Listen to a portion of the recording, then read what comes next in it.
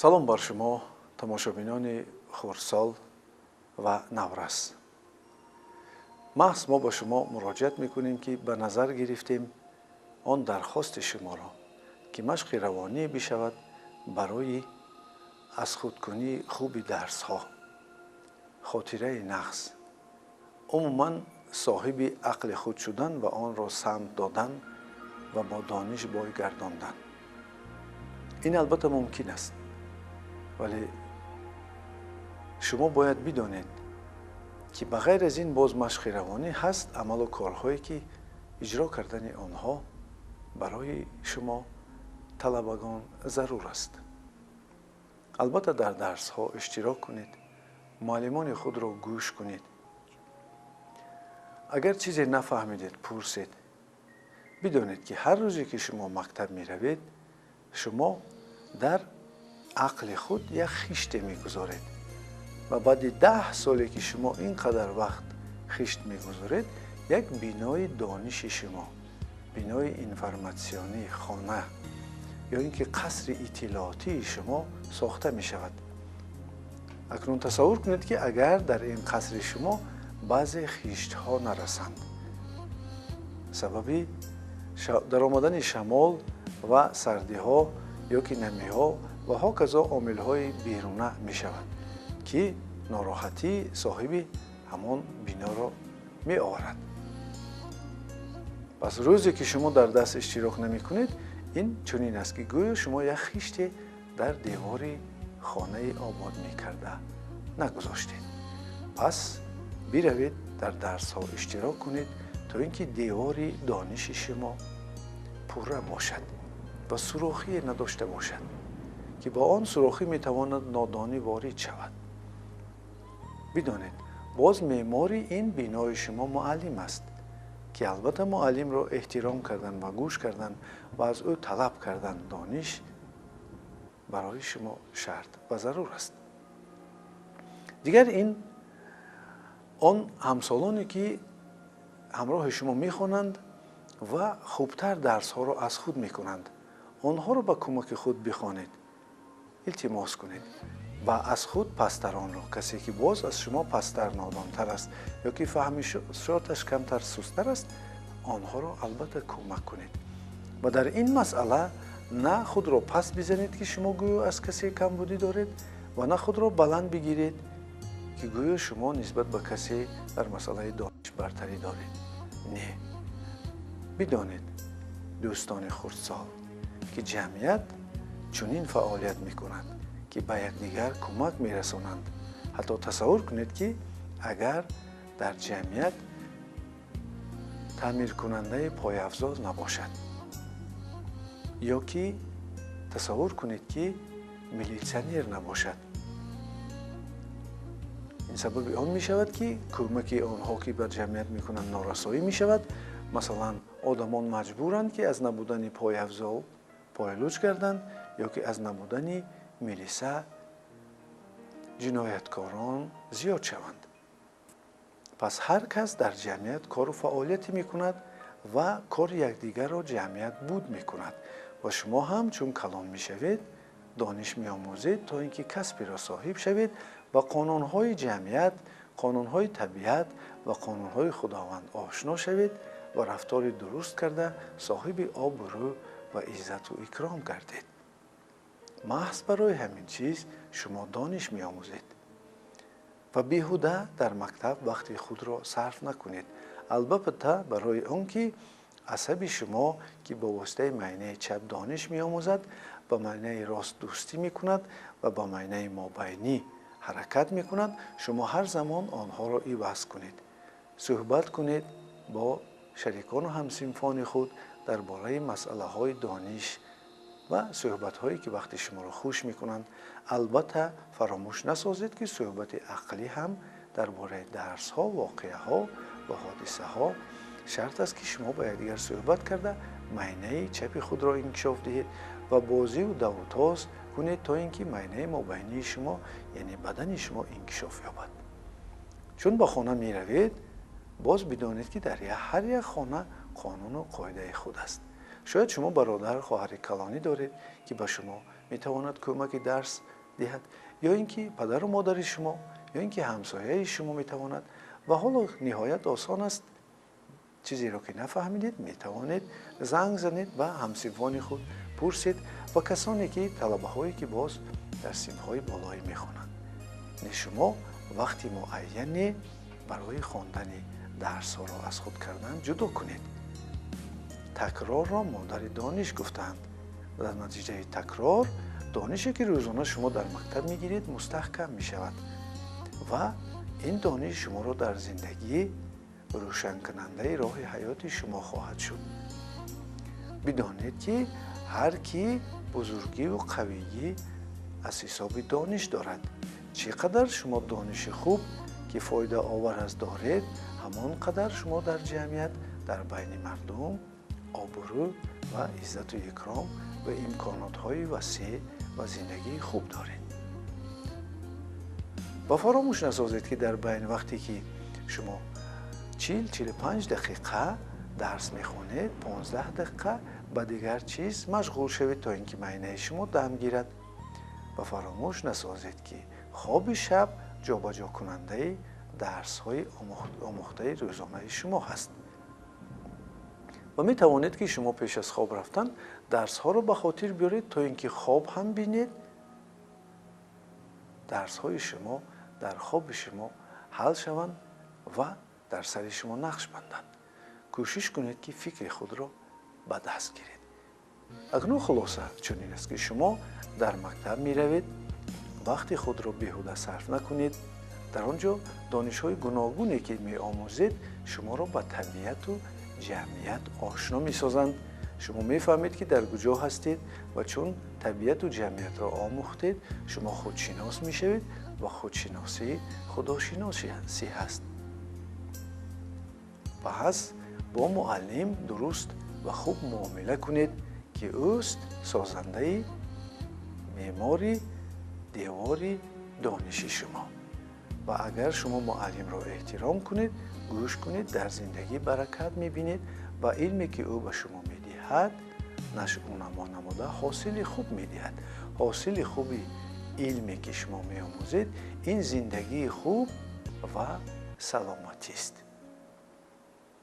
در خانه البته شما بغیر از آن که با درس میخوانید در کارهای خانه هم یاردم کنید، خردسالان را کمک کنید و در مناسبت با کار و دمگیری شما ریجه خود را ترتیب بدهید که چی کار کردنتان لازم و فراموش نسازید.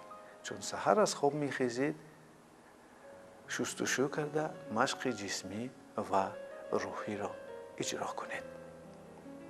تیار باشید که ما این مشق را روانه میسازیم برای آنکه از خودکنی دانش شما باز نخستر شود تا اینکه معینه سر شما اطلاعات دانش را در خود نگه دارد و شما در وقتی در کاری آن را استفاده بردن توانید.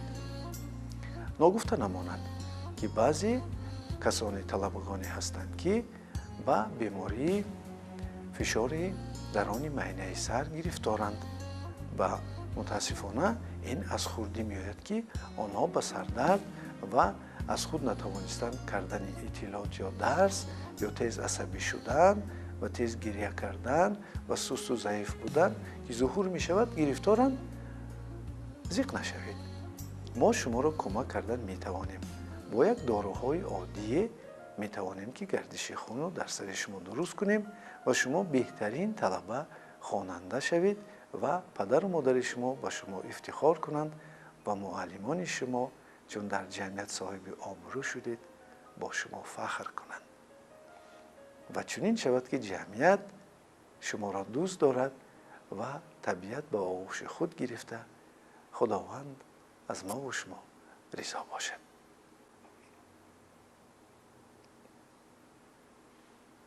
آواز ما را نغز می شنوید و خود را در بین معینه سر قرار داده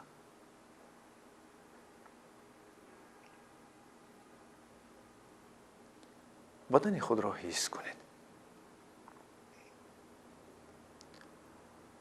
جاهای شدتناک آن را نرم و ملایم سازید.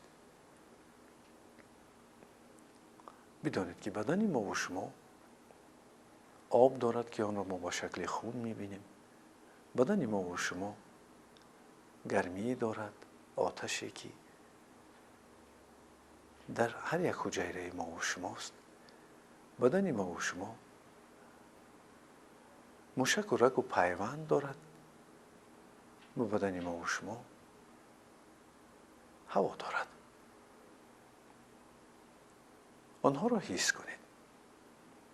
حس کنید که چطور در رگ و پیوند شما گردش خون رفته ایستاده است.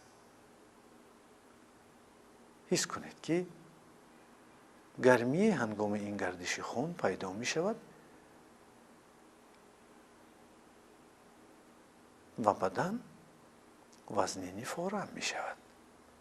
یعنی شما وزن بدن خود را حس می کنید.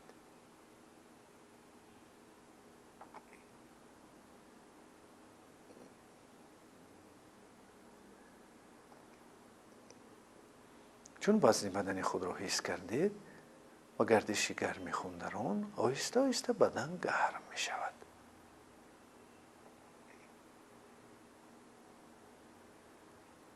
گویا که در یک جای گرم نشسته باشید. رگ‌ها گشوده می شوند. گردش خون فعال می شود.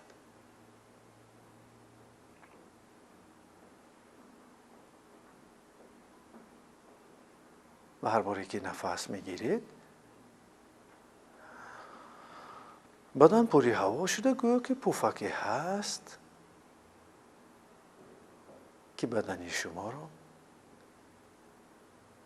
سبک و سبک می‌گرداند. هر نفس گیری پفک کلان و وسیع شده بدن ما و شما بی وزن شدن می‌گیرد.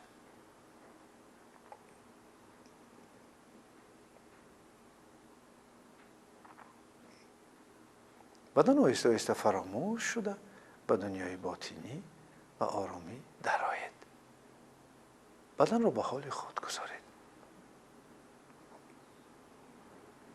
چون بدن را به حال خود گذاشتید،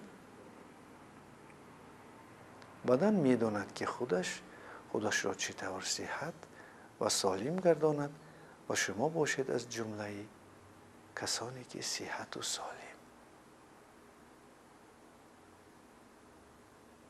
داده شوید به این حالت و حس کنید معینه سر خود را.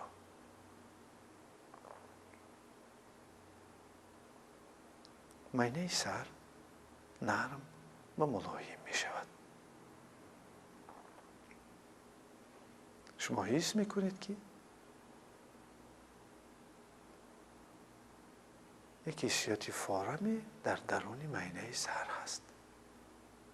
خواطر نشوید، چون که شما یکمین بار شده با معینه سر خود سر و کار دارید. یکم بار شما به او توجه داده اید و البته اول شوق‌آور است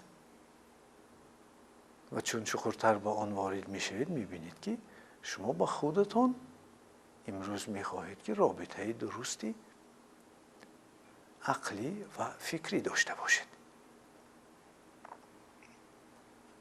حس کنید معینه سر خود را که آن آهسته آهسته نرم و ملایم شده، سبک شده.